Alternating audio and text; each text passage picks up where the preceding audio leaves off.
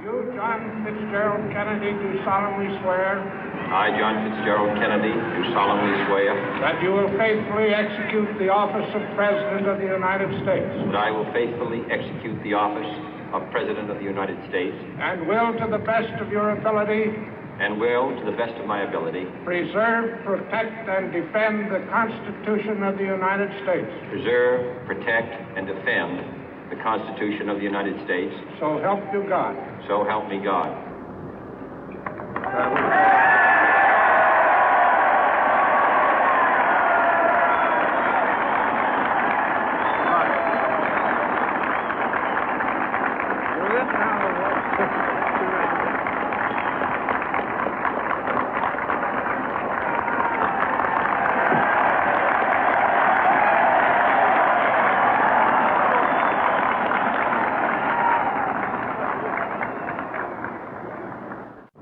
Vice President Johnson, Mr. Speaker, Mr. Chief Justice, President Eisenhower, Vice President Nixon, President Truman, Reverend clergy, fellow citizens.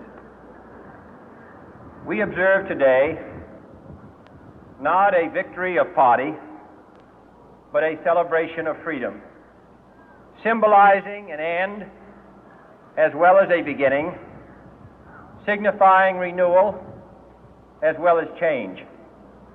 For I have sworn before you and Almighty God the same solemn oath our forebears prescribed nearly a century and 3/4 ago.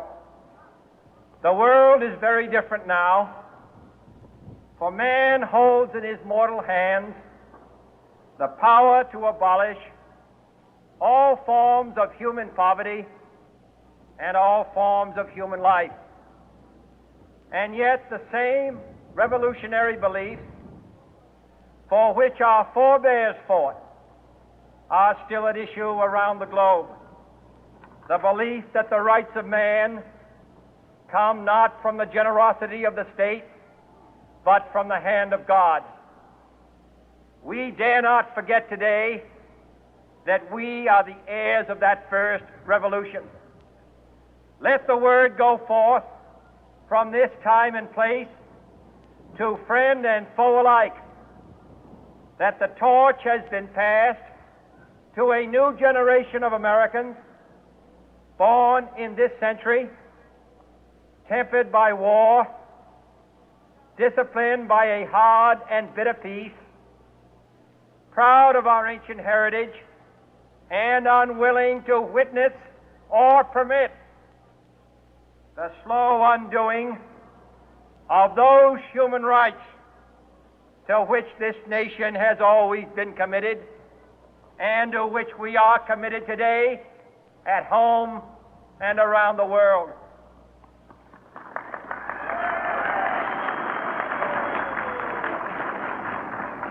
Let every nation know, whether it wishes us well or ill, that we shall pay any price, bear any burden, meet any hardship, support any friend, oppose any foe to assure the survival and the success of liberty.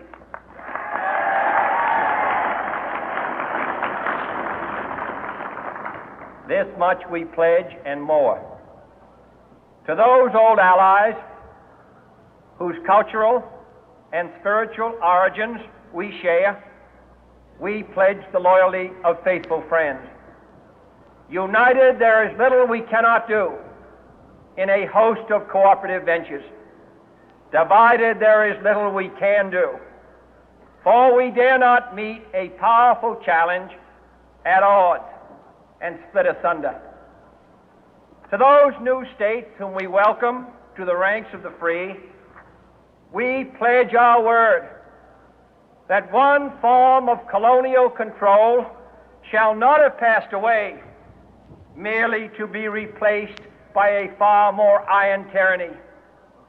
We shall not always expect to find them supporting our view, but we shall always hope to find them strongly supporting their own freedom, and to remember that in the past, those who foolishly sought power by riding the back of the tiger ended up inside.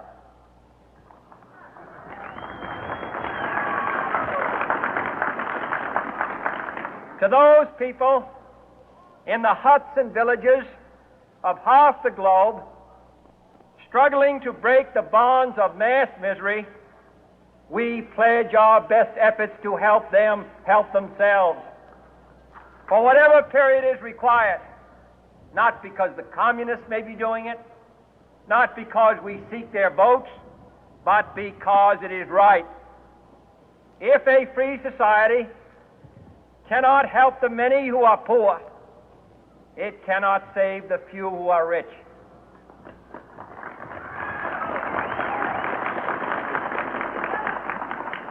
To our sister republics south of our border, we offer a special pledge to convert our good words into good deeds, in a new alliance for progress, to assist free men and free governments in casting off the chains of poverty.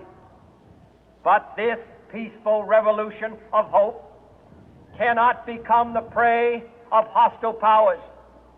Let all our neighbors know that we shall join with them to oppose aggression or subversion anywhere in the Americas. And let every other power know that this hemisphere intends to remain the master of its own house.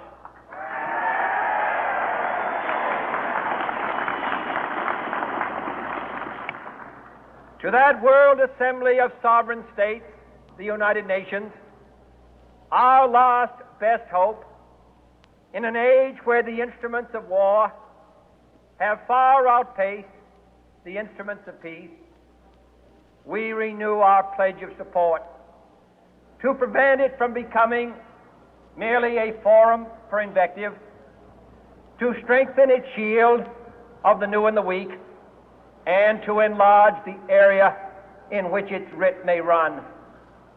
Finally, to those nations who would make themselves our adversary, we offer not a pledge, but a request that both sides begin anew the quest for peace.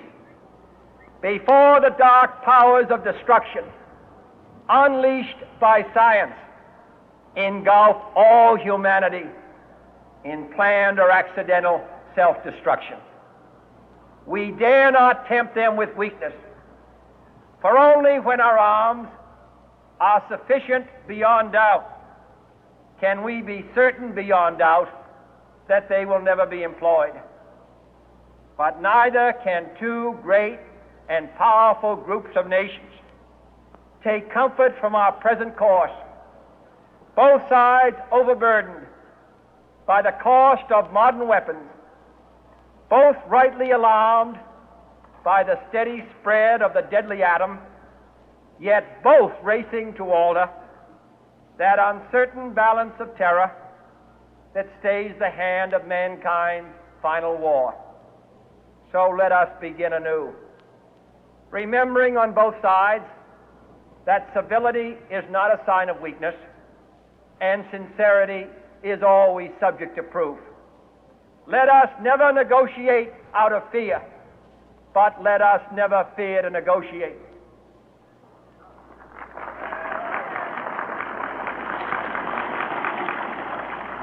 Let both sides explore what problems unite us, instead of belaboring those problems which divide us. Let both sides, for the first time, formulate serious and precise proposals for the inspection and control of arms, and bring the absolute power to destroy other nations under the absolute control of all nations.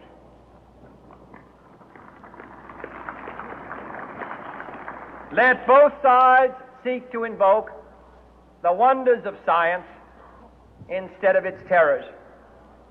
Together, let us explore the stars, conquer the deserts, eradicate disease, tap the ocean depth, and encourage the arts and commerce.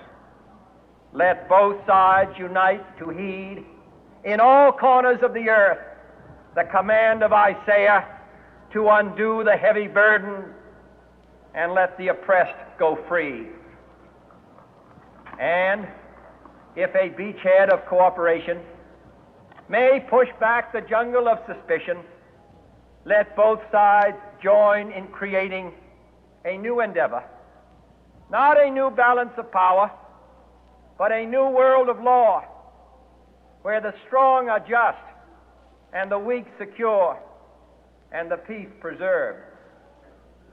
All this will not be finished in the first 100 days, nor will it be finished in the first 1,000 days, nor in the life of this administration, nor even perhaps in our lifetime on this planet.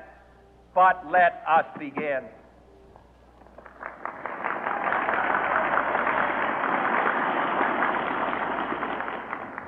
In your hands, my fellow citizens, more than mine, will rest the final success or failure of our course.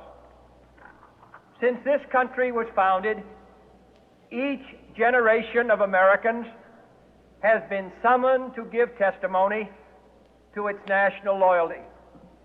The graves of young Americans who answered the call to service surround the globe.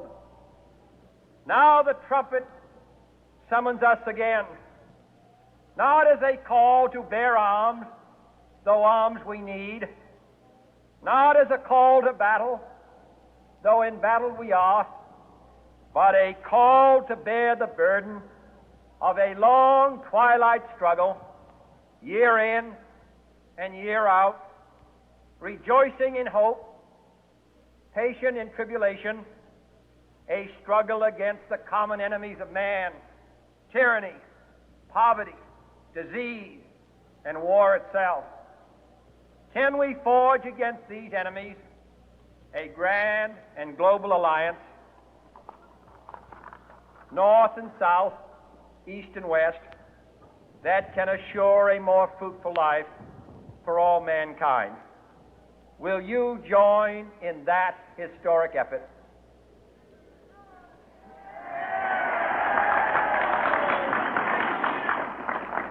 In the long history of the world, only a few generations have been granted the role of defending freedom in its hour of maximum danger. I do not shrink from this responsibility. I welcome it.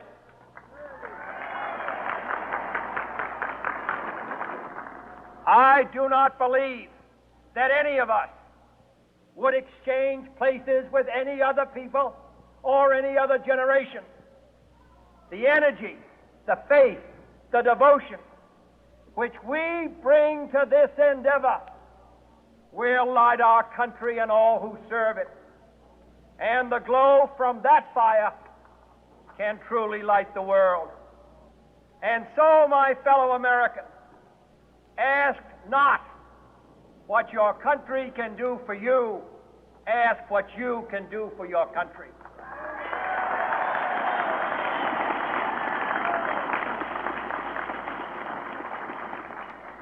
My fellow citizens of the world, ask not what America will do for you, but what together we can do for the freedom of man.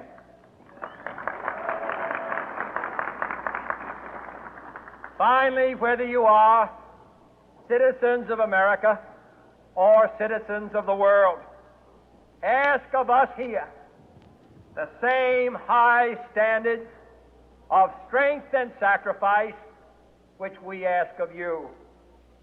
With a good conscience, our only sure reward, with history the final judge of our deeds, let us go forth to lead the land we love, asking His blessing and His help, but knowing that here on earth, God's work must truly be our own.